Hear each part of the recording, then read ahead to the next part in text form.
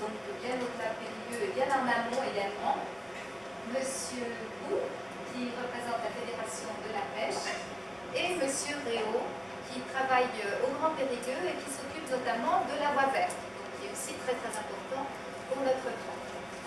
Et nous avons la chance d'avoir le journal Sud-Ouest représenté par Anne-Marie Siméon, rédactrice en chef, et Adrien Vergnol, son adjoint, dont vous avez pu lire certains de ses articles récemment dans alors, parmi les thèmes qu'on a dégagés, on est vraiment parti de la rivière et non pas de ses berges, parce que c'est vrai que les Périgourdins ont redécouvert un petit peu la rivière via ses berges.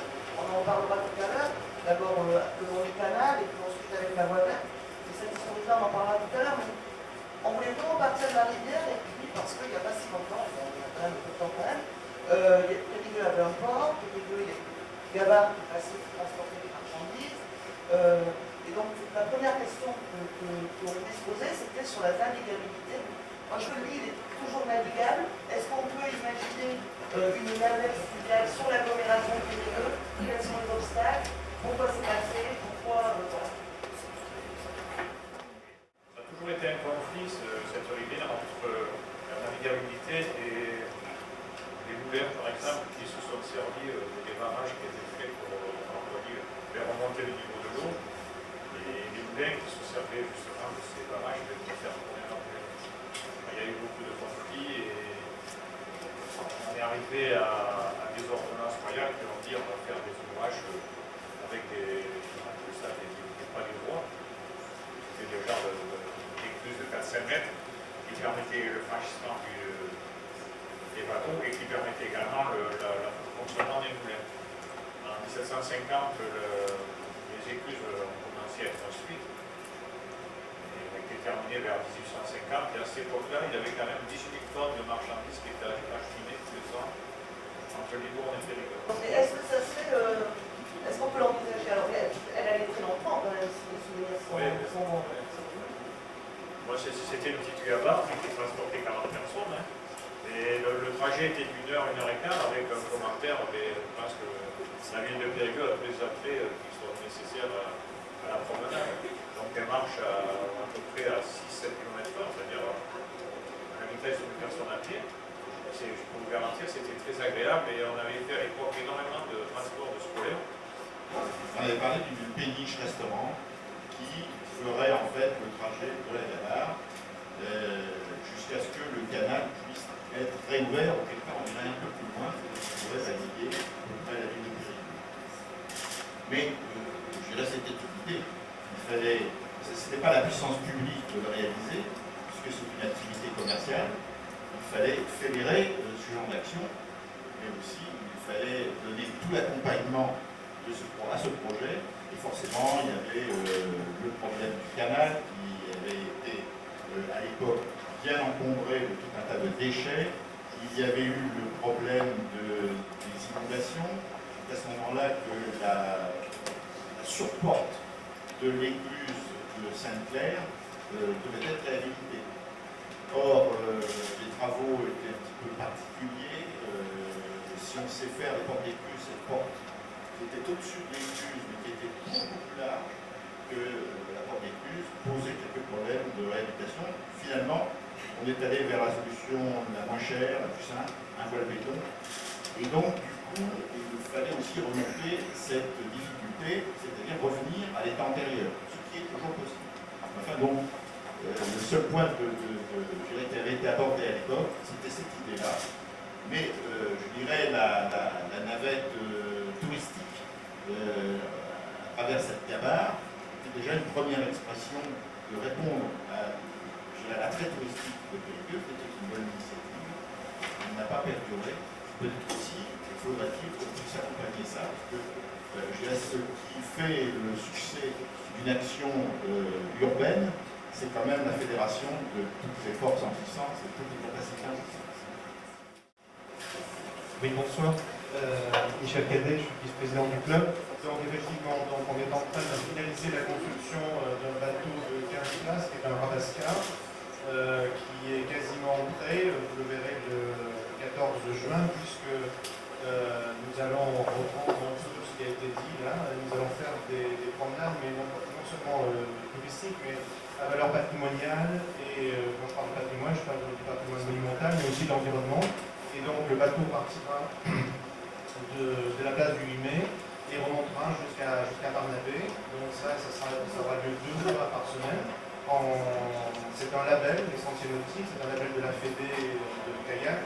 Il y a 3 villes en France, il y a Pau, il y a Ham en Picardie, et il y aura Périgueux, puisque la ville de Périgueux a signé une convention avec la fédération, et donc la finalisation de ce sentier a pris une quinzaine de jours de retard, donc il devait commencer le 4, c'est-à-dire ici, et donc en fait c'est repoussé jusqu'à l'inauguration qui aura lieu le 14. Donc le 14 nous sommes sur les quais, en même temps que la course des 7 collines, je crois, qui a lieu le matin.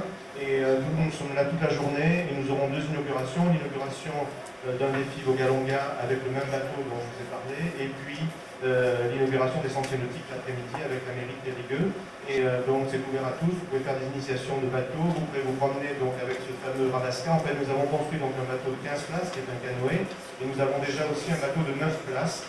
Et donc nous allons pouvoir comme ça, 2 fois par semaine, amener les gens avec un barreur et en même temps un guide touristique qui va leur faire découvrir tout le patrimoine jusqu'à Barnabé.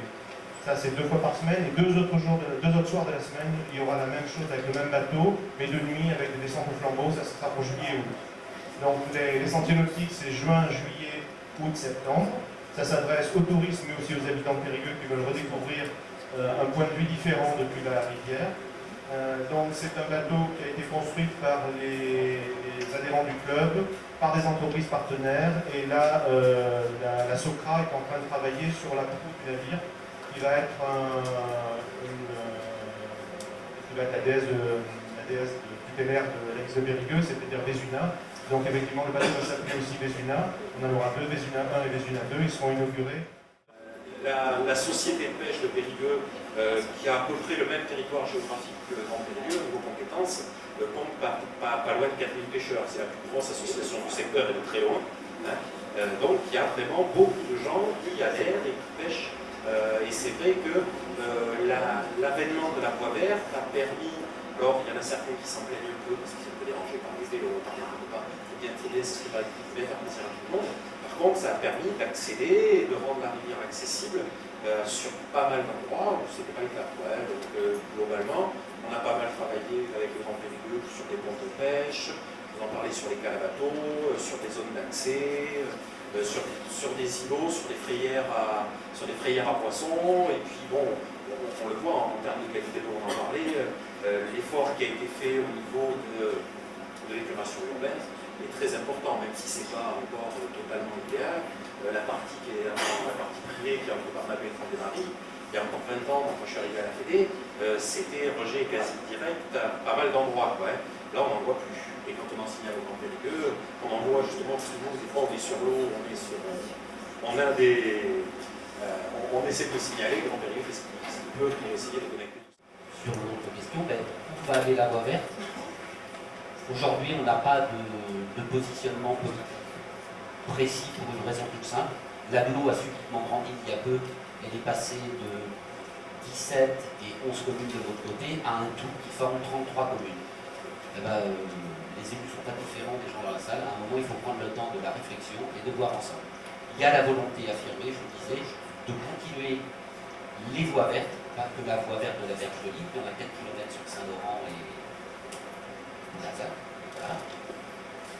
Mais de l'inscrire dans un projet touristique. Et le projet touristique, il arrive actuellement au pont de Gravel, c'est les fameux 86 km. Il y a un chaînon manquant pour arriver à la voie verte des Verges de l'Île. Logiquement, à l'été 2016, ça doit être plié. Je dis logiquement parce qu'on n'est pas à l'abri de surprise, mais on a le foncier. Donc là, on sait faire. Et la volonté des élus, c'est de dire ces 86 km qui vont jusqu'à Gravel, plus après, arrivera peut-être à 25 km jusqu'à Félissac. Ça s'inscrit dans ce qui s'appelle la V90. Il existe une grande carte européenne avec les Euro-Vélo-routes qui vont d'Espagne, qui traversent la France, etc. Et puis il y a des sous-autoroutes, puis il y a d'autres routes. Et la V90, elle va de Libourne et traverse Périgueux, remonte vers Limoges, 450 km. Si un jour on arrive, alors un jour ce sera peut-être 10 ans, avoir 450 km de produits touristiques en lien avec l'île, vous voyez l'impact que ça peut avoir pour le développement de Périgueux. Voilà. Je trouve que c'est un aménagement de grande qualité qui répond parfaitement aux besoins et que ce soit l'ancienne municipalité ou la nouvelle, nous sommes tous, je pense, d'accord là-dessus. Nous n'avons pas envie d'avoir de camping-car sur les quais. Il y a effectivement un problème d'esthétique et l'aire qui est aménagée répond parfaitement aux besoins. Elle est très rarement saturée, dans l'année et en plus elle offre aux pratiquants du camping-car des équipements sanitaires que nous n'avions pas sur les quais. Donc je suis désolé de vous décevoir, mais je vous réponds franchement, pour vous les camping-cars, c'est sur l'aire qui a été aménagé, parce que c'est un équipement de qualité, et non pas leur place sur les quais. Mais à condition qu'ils utilisent l'air qu'on a financé. Je n'ai pas le coût de cette opération, mais ça doit pas être neutre pour le budget de la commune. C'est plusieurs centaines de milliers d'euros, donc une fois que c'est réalisé, il faut quand même l'occuper. Les rues neuves séparées Saint-Front de la rivière, on n'avait pas cette connexion naturelle que l'on veut bien faire aujourd'hui, ça n'existait pas. Ça, c'est le premier point. Deuxièmement, lorsqu'on veut relier l'espace de boulevard, évidemment, c'est ce qu'on veut faire. Si en dessous on met des voitures, au-dessus, qu'est-ce qu'on fait? C'est une bonne question. Lorsqu'on veut relier le Mouvard ou le Bas-Saint-Front au quai, on a quand même entre les deux le boulevard Saumance. Le boulevard Saumance, c'est passager, il y a beaucoup de voitures. Donc, que va devenir le boulevard Saumance? Et là, on part sur la réflexion du PLU, c'est-à-dire le plan de déplacement urbain. Donc, on a tout un tas d'études qui s'imbriquent les unes avec les autres qui vont déterminer notre calendrier. Et on a été obligé de dézoomer, c'est-à-dire qu'on ne peut pas imaginer le projet Mouvard comme on pensait faire initialement seul. Le projet Mouvard s'intègre dans la globalité de notre réflexion sur la ville et on est effectivement obligé de dézoomer. Donc aujourd'hui, je ne vous donnerai pas de calendrier, il faut juste savoir qu'il y a un certain nombre d'études qui se juxtaposent et qui ont chacune des calendriers. Le maire a promis qu'avant la fin du mandat, il se passera quelque chose sur le Bas-Saint-Front. Donc je ne remettrai jamais en cause la parole du maire là-dessus.